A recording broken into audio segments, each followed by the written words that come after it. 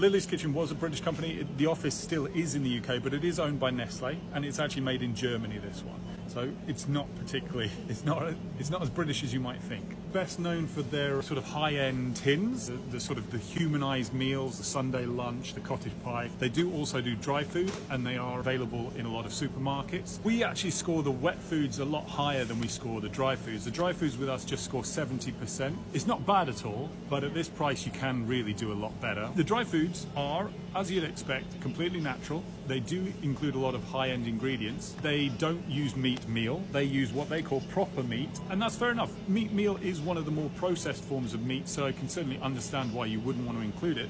The problem with including proper meat, or in this case it's freshly prepared meat, so it is still a processed form of meat. If you want to find out more about that, there is an article on the All About Dog Food website which goes into it. It's not quite what most people would expect when they hear freshly prepared, but the problem with using fresh meat ingredients in a dry food is that they do contain a large amount of water, and during the processing that water will be lost, reducing the overall amount in the food. In this one you've got 32% freshly prepared lamb. Now, bearing in mind that 2/3 of that is water, what you end up with is a food that is actually closer to only about 20% meat.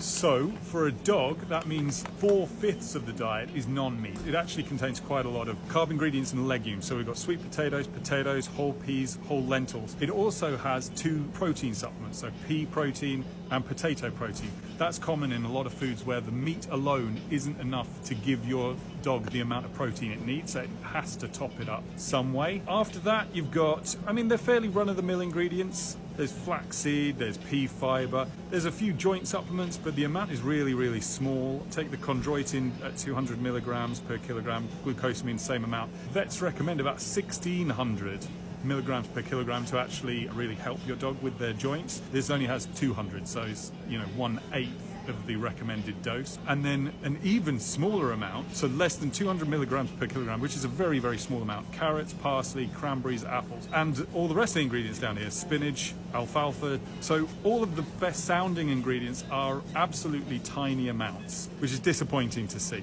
That's why we don't feel this food deserves a rating higher than 70%. I think you can do a lot better at the price. So $175 a day for feeding Lily's Kitchen dry is quite high for a dry food. Just to give you some examples of other foods that will actually cost you less but score higher, there's Origin, there's Gentle, there's Kind of Love. There's actually lots and lots to choose from.